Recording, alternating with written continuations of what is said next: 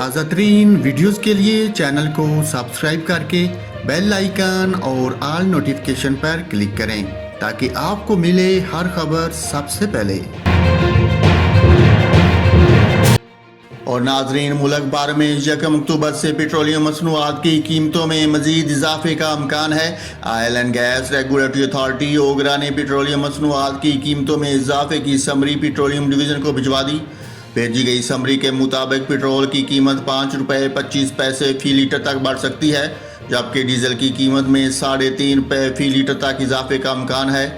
Petroleum मसनूआत की कीमतों में रद्दोबदल का इन्हिसार पेट्रोलियम लेवी और GST पर होगा।